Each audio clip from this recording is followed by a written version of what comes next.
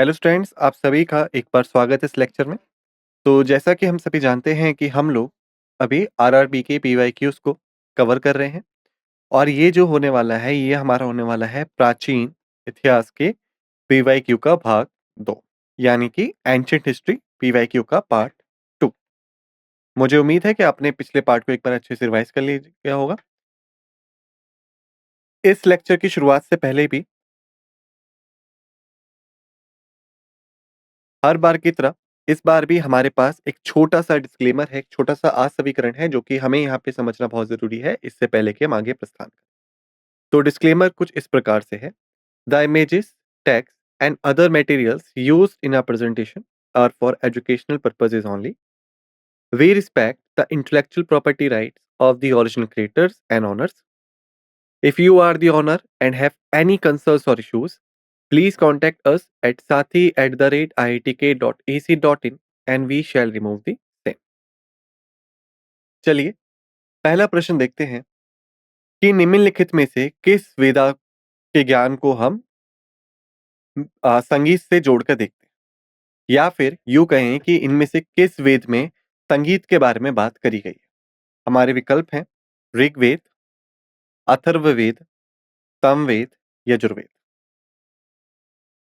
सही उत्तर देने के लिए हमारे पास 10 सेकंड का समय है, फिर मैं आप सभी को सही उत्तर से अवगत करा दूंगा। आप सभी का समय शुरू होता है।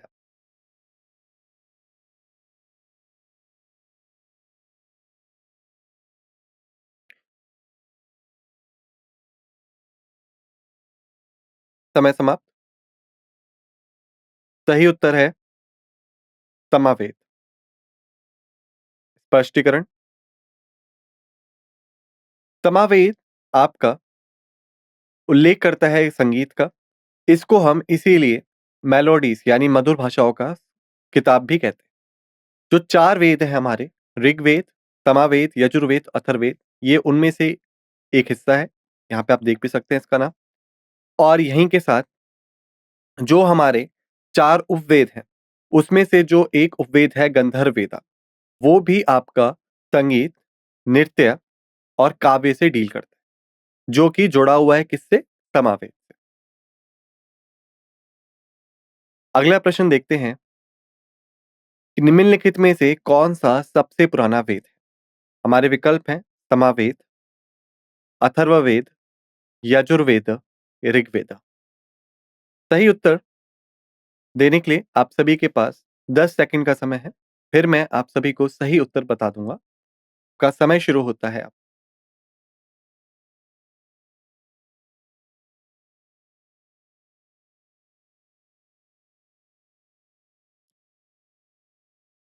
समय समाप्त।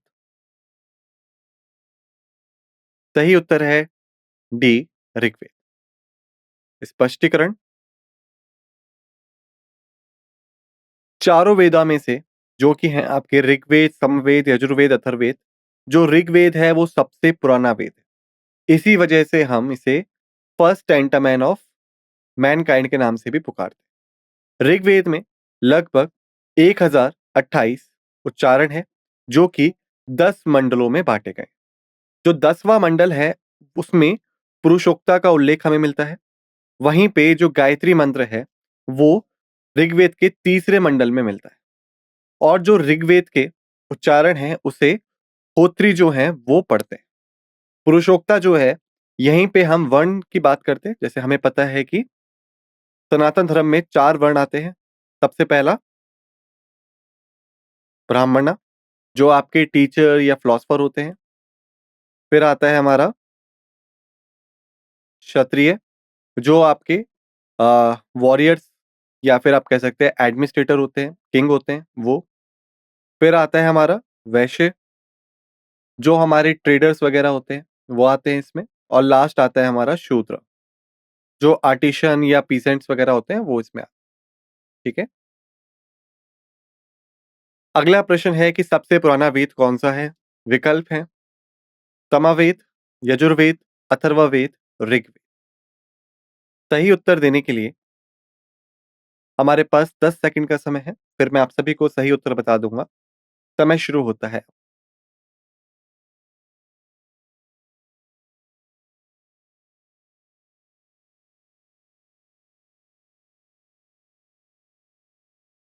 समय समाप्त।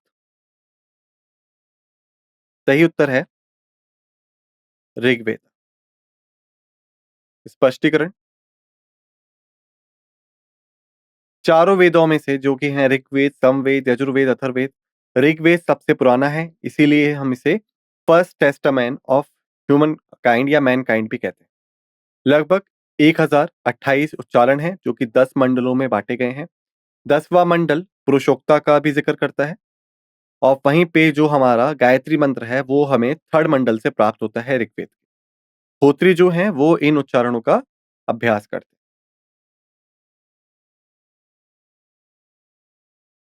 अगला प्रश्न है कि मंत्रों का जिक्र किया गया है ऋग्वेद में, जिसमें कि आपका वल्किलिया मंत्रों को भी शामिल किया गया। टोटल या कुल मिला के कितने मंत्र हैं ऋग्वेद में? हमारे विकल्प हैं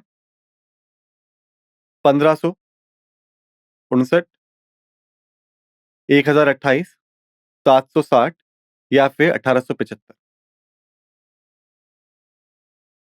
ये 1539 है। ठीक है। सही उत्तर के लिए आप सभी के पास 10 सेकंड का समय है। फिर मैं आप सभी को सही उत्तर बता दूंगा। समय शुरू होता है अब।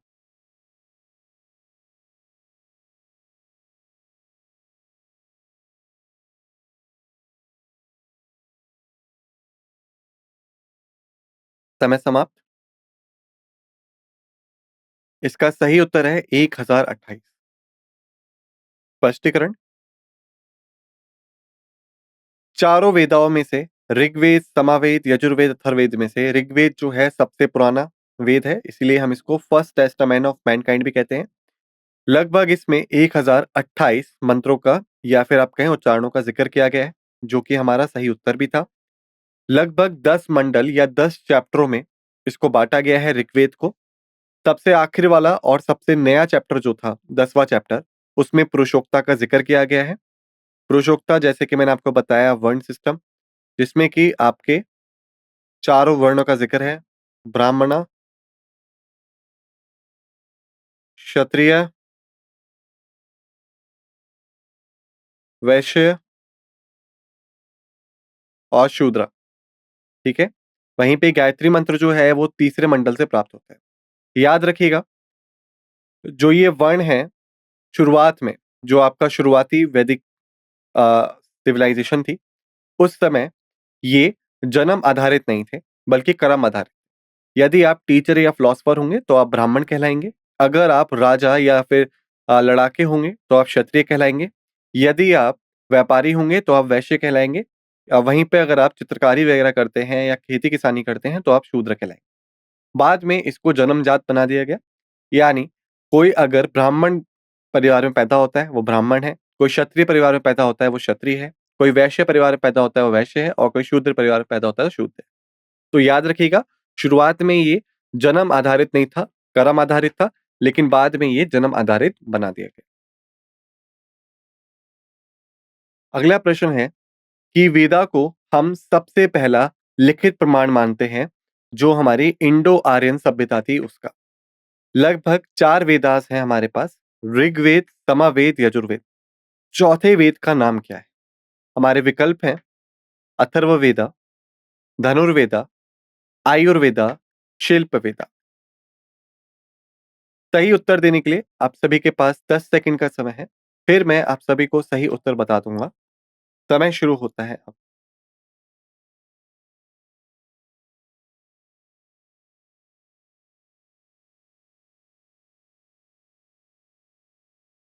समय समाप्त। सही उत्तर है अथर्ववेदा। स्पष्टीकरण। वेदास को हम सबसे पहला लिखित प्रमाण मानते हैं इंडो आर्यन सभ्यता का। इनको लिखा था महर्षि व्यास ने। वेद जो हैं वो महत्वपूर्ण जानकारियां साझा करते हैं वैदिक धर्म के बारे में, और साथ के साथ एक बहुत ही संचारित लिखावट पेश करते हैं जो लोग थे उस समय उनके बारे में। ये 4 हैं। सबसे पहला ऋग्वेद, उसके पश्चात आता है यजुर्वेद, फिर आता है सामवेद। सबसे आखिरी वाला जो है वो है हमारा अथर्ववेद।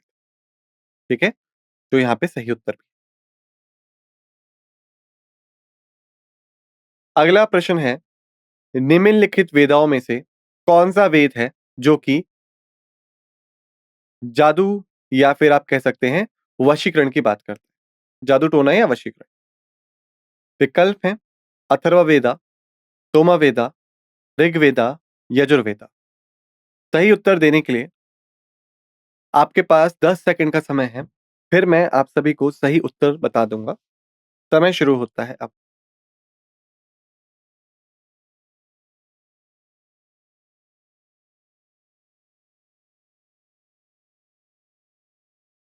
समय समाप्त।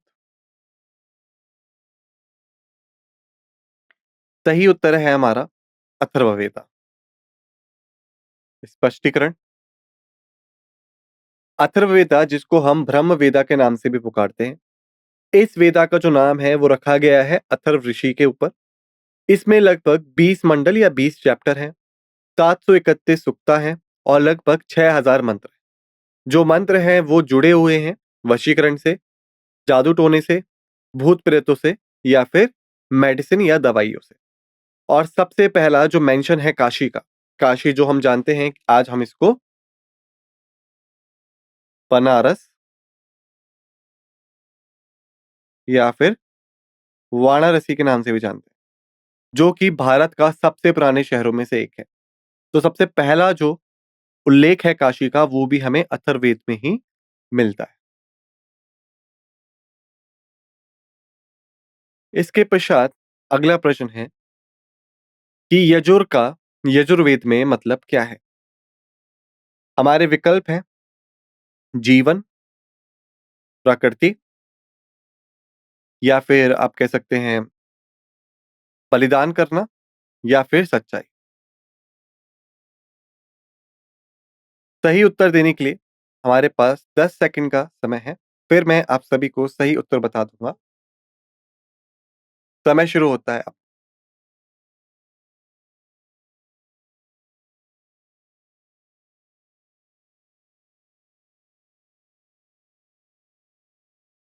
समय समाप्त। सही उत्तर है बलिदान, सैक्रिफाइस, जिसको हम कई बार यज्ञ भी कहते हैं। स्पष्टीकरण, यजुर्वेद दो अलग शब्दों से मिलकर बना है। पहला है यजुस और दूसरा है वेद। यजुस का मतलब है यहाँ पे पूजा पाठ, बलिदान या फिर धार्मिक अवधारणा। यजुर्वेद जो है उसको हमने प्रोस और काव्य यानी खंड और काव्य दोनों के तौर पे लिखा है। ठीक है। अगला प्रश्न है, निम्नलिखित वेदों में से कौन सा वेद बीमारियों के इलाज के बारे में बात करता है? हमारे विकल्प हैं यजुर्वेद, ऋग्वेद, सामवेद, अथर्ववेद। सही उत्तर देने हेतु हमारे पास 10 सेकंड का समय है। फिर मैं आप सभी को सही उत्तर से अवगत करा दूंगा। आपका समय शुरू होता है।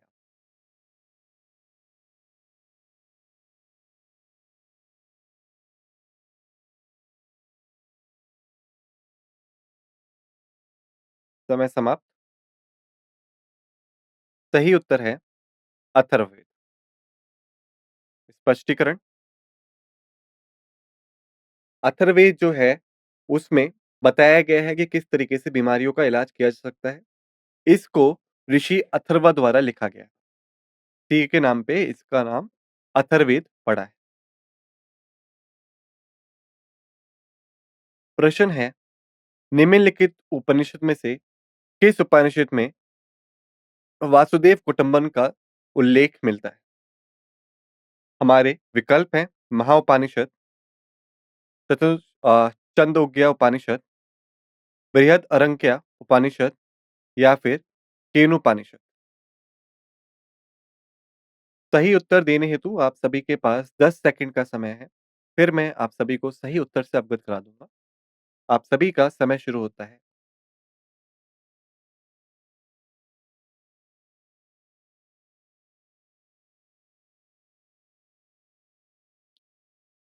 समय समाप्त। सही उत्तर है महाउपनिषद। स्पष्टीकरण।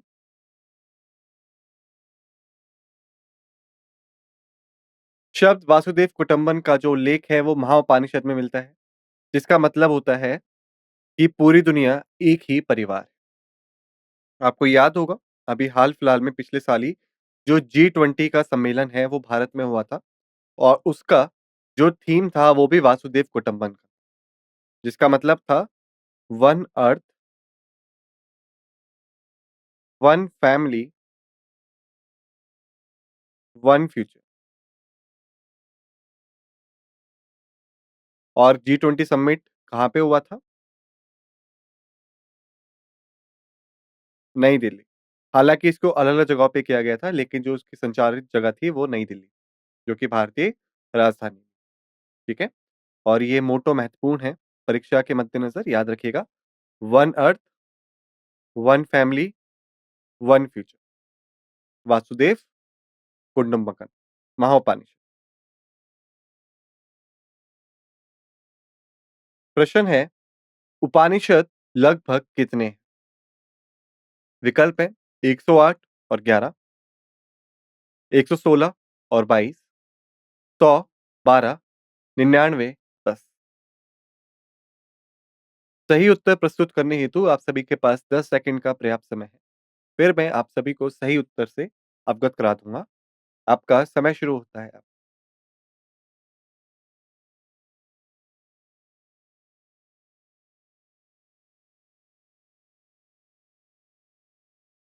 समय समाप्त। सही उत्तर है 108, 11। स्पष्टीकरण। उपनिषद जो है उन्हें मुख्य आधार माना जाता है भारतीय विचारधारा का। इन्हीं को हम वेदांत के नाम से भी पुकारते हैं। लगभग 108 उपनिषद हैं जिनका उल्लेख हमें मुत्तिका उपनिषद में मिलता है भारतीय इतिहास में। परंतु केवल 11 उपनिषद को ही हम ऑथेंटिकेट करते हैं, जिसमें कि बृहद उपनिषद जो है वो सबसे बड़ा है, मुंडका उपनिषद जो है वो सबसे छोटा है, केवल 12 वर्ष है और छंदोग्य उपनिषद जो है वो सबसे पुराना उपनिषद माना जाता है। प्रश्न है, सबसे पुराना उपनिषद कौन-सा है? विकल्प हैं ईशा उपनिषद, मंडूक्य उपनिषद, केन उपनिषद, छंदोग्य उपनिषद। सही उत्तर देने हेतु आप सभी के पास 10 सेकंड का समय है। फिर मैं आप सभी को सही उत्तर से अवगत करा दूँगा। समय शुरू होता है।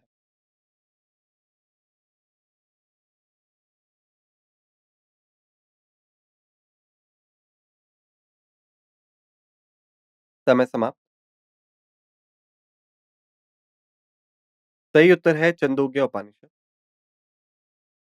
स्पष्टीकरण। उपनिषद जो हैं वो मुख्य आधार माने जाते हैं भारतीय विचारधारा के।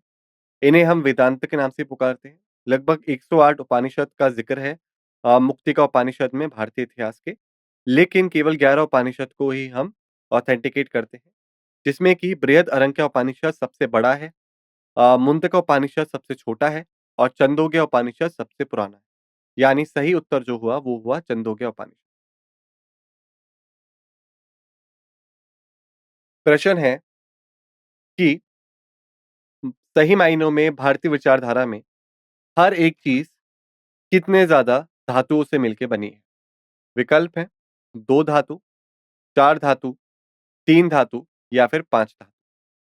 सही उत्तर देने के लिए आप सभी के पास 10 सेकंड का समय है। फिर मैं आप सभी को सही उत्तर से अवगत करा दूँगा। समय शुरू होता है अब।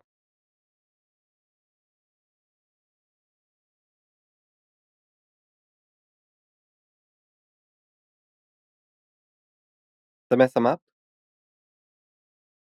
सही उत्तर है 5। स्पष्टीकरण। पंचभूत जिन्हें हम पंचतंत्र और पंच महाभूत के नाम से भी जानते हैं। इन्हें माना जाता है कि जितनी भी चीज़ें पृथ्वी पे मौजूद हैं, वो सब चीज़ें इन्हीं से मिलके बनी। और ये हैं आकाश, वायु, अग्नि, जल और पृथ्वी और सभी चीज़ों को इन्होंने मिलके बनाया है।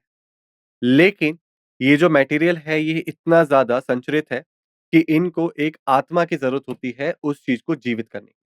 और जो आत्मा है, उसे ही हम वैदिक लिखावट में पुरुषों के नाम से पुकारते हैं, ठीक है? चाणक्य विचारधारा के मुताबिक जो प्रकृति है, वो भी इन्हीं 5 तत्वों से मिलके बनी है। आकाश, वायु, अग्नि, जल और अर्थ।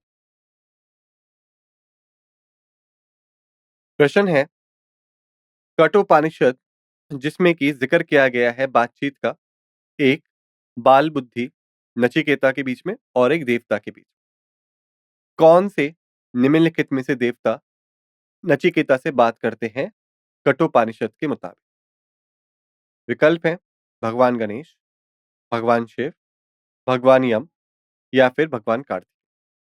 सही उत्तर देने के लिए 10 सेकंड का समय है, फिर मैं आप सभी को सही उत्तर बता दूंगा। समय शुरू होता है।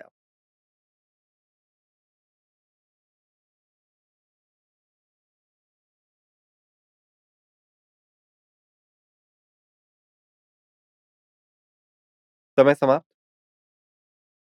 सही उत्तर है भगवान यम। स्पष्टीकरण कठोपनिषद में बातचीत का जिक्र किया गया है नचिकेता और यम के बीच में। ये उपनिषद जो है ये कृष्ण यजुर्वेदा शाक्य से बिलोंग करता है। जो ऑथर हैं इस उपनिषद के जिन्होंने इसे लिखा है वो है आचार्य कथा। प्रश्न है कि निम्नलिखित में से कौन-सा सही समय सारणी है हमारे पूर्व ऐतिहासिक समय सारणी की मानव गतिविधियों को लेके? विकल्प हैं palaeolithic, mesolithic, neolithic, metal age, mesolithic, palaeolithic, फिर नियोलिथिक, मेसोलिथिक, पैलियोलिथिक और मेसोलिथिक, नियोलिथिक, पैलियोलिथिक। सही उत्तर देने के लिए सभी के पास 10 सेकंड का समय है। फिर मैं आप सभी को सही उत्तर से अवगत करा दूँगा। आप सभी का समय शुरू होता है।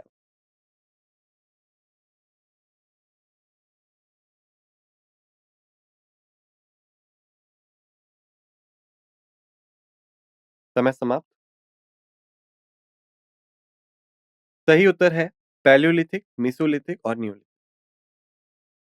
स्पष्टीकरण प्री हिस्टोरिक पीरियड जो था मानव गतिविधियों और सभ्यताओं का, उसको हमने 3 भागों में बाँटा है। पैलियोलिथिक यानी कि पाषाण पत्थर युग, मेसोलिथिक मध्य पत्थर युग, नियोलिथिक नव पत्थर युग। ये जो युगों को बाँटा गया, जो हम लोग चीज़ों का इस्तेमाल करते थे या फिर हम कहें जो हमारे सबसे पहले मानवीय पूर्वज थे, जो कि लगभग 2.5 लाख साल पहले पृथ्वी पे आए, वो उन चीज़ों का इस्तेमाल करते थे। उसी के आधार पे हमने बाँटा है और किस तरीके से वो लोग शिकारी और भंडारण से किस तरीके से खेती-किसानी और खाद्य उत्पादन में चले जाते हैं, वो हमें यहाँ पे देखने को मिलता है। इस युग के दौरान जो हमारे अर्ली ह्यूमन्स थे, यानी कि पूर्ण मानव थे, उन्होंने पृथ्वी को साझा किया था कई सारे और लोगों के साथ में भी, जो कि अब पृथ्वी से विलुप्त हो चुके हैं। ये इसमें निएंडरथल्स और डेनिसोवन्स भी शामिल। तो सही उत्तर है पैलियोलिथिक, मेसोलिथिक और नियोलिथिक। प्रश्न है निम्नलिखित में से कौन-सा 3 मुख्य युगों में नहीं आता है पाषाण युग या पत्थर युग? विकल्प हैं पैलियोलिथिक, नियोलिथिक या फिर कॉपर स्टोन या मेसोलिथिक। सही उत्तर देने के लिए सभी के पास 10 सेकंड का समय है। फिर मैं आप सभी को सही उत्तर से अवगत करा दूँगा। समय शुरू होता है अब।